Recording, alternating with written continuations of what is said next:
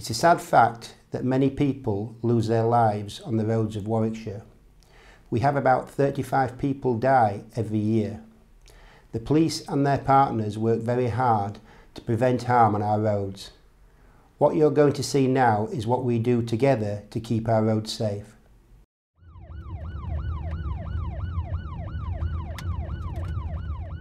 Irresponsible use of off-road bikes causes major concern to members of the public in Warwickshire.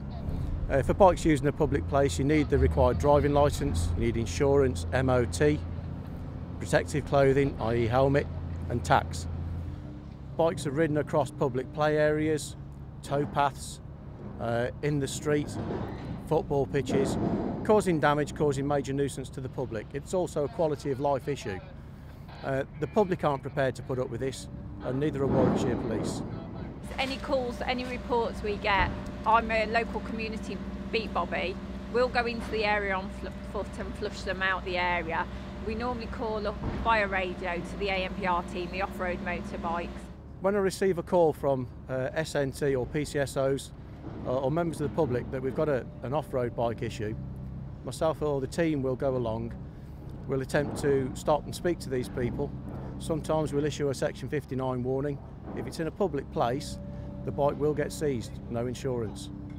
If a bike gets seized for no insurance, unless you can insure that bike, you won't get the bike back.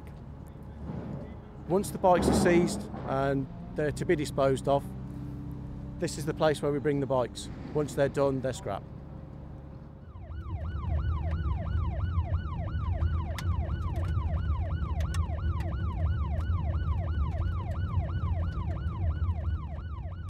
Got the in-car reader now that's reading everything going past us in the opposite direction, and that will flag any alerts for either insurance or other intelligence that we've got registered against those number plates. What I'm trying to do on the laptop now is open up the I've got the manual PNC running, the Police National Computer, so we can look at that and run any real-time stuff. So if we get an alert from that system, I can run it through on here and just check to make sure that the information's up to date and relevant. So vehicles that are in trade or that are untaxed will flag to us, and it's always worth looking at those a little bit harder to see if there's any potential offences. There's different colours on the database. You can see an orange one's just come up there. That's showing me that a vehicle's passed the camera, which is uninsured. Sometimes we see repeats of vehicles, and we might have them on a priority list, so we'll stop them quite regularly. Whereas others that might be on the no insurance database, chances are that if we intercept those, quite often, I would say probably 60 to 70% of the time, we'll find that the people driving those vehicles are known to us for other reasons. It might be that they're involved currently in crime. There will be vehicles that are uninsured that will be unroadworthy. They might not have MOTs, they might not be paying tax. You've also got what's more specifically targeted by us, criminal road users.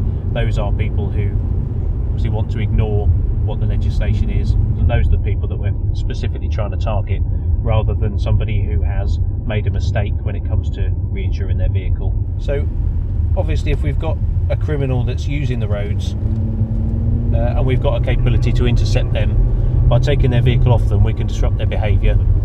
Once we've done that and we've decided that we want to target that particular vehicle, that means intercepting and stopping it. Either we do that ourselves directly, or if we've got other units that we're working with, say bike units which aren't equipped with some of the same electronics, then we just use the airwave and we'll feed them the information, so we can get them to proactively target what we're saying in the car. If we can catch them as they're coming away from those brakes, obviously if we can create some kind of cordon and then try and catch them with the goods on board, then that's all the best evidence, and try and get them locked up. Yeah, it's just obviously you've got a motorist here broken down, dual carriageway. If you come to a vehicle like that, chances are it's just going to be broken down, but you don't know if you might have some kind of injury. There could have been an accident, there could be somebody with a medical emergency, so just stopping and making sure that they're okay. We're putting ourselves in a strategic position where we've got flow of traffic, where we can respond to the cameras, and where we can actually watch who's going by. Insurance not held on LDV 400 white panel van. Local keeper, no reports. So insurance is not held. So we're just getting off the main drag and going to try and find somewhere we can stop it. It's not going to cause disruption to other road users at the moment, which is fairly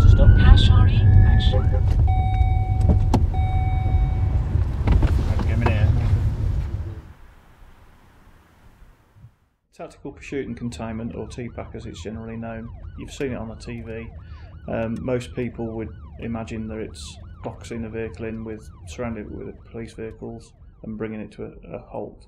It's actually a series of techniques that we use to manage a pursuit and minimise the risk both to the police officers involved, members of the public, and obviously the offenders that are in the subject vehicle we're trying to stop.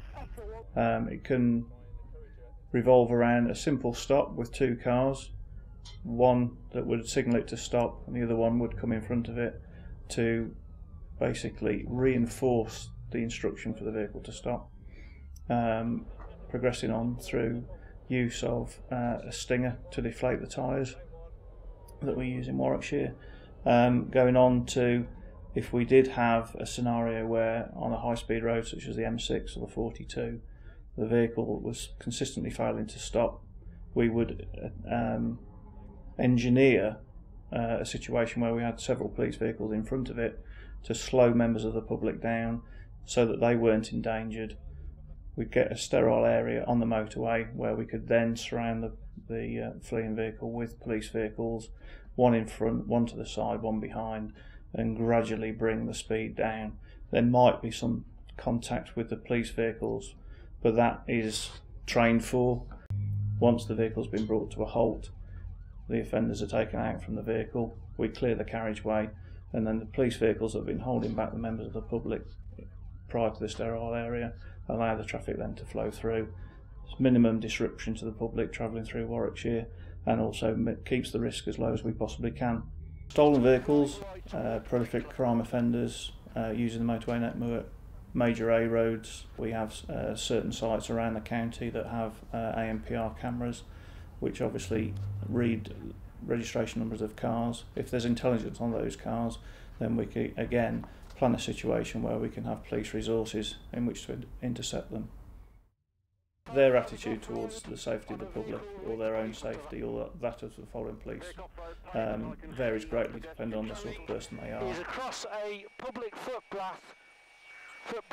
waiting on for location. It's going to come out. If they tend to be long-term criminals, or what you class as a hardened criminal, invariably they have more want to get away from the police than the police would put into catching them, because they don't care about the safety of other people. Obviously, if we get hurt, we can't then protect the public of Warwickshire by continuing to use these techniques, some of which we'd rather not talk about, but most of which you've probably seen on the TV already.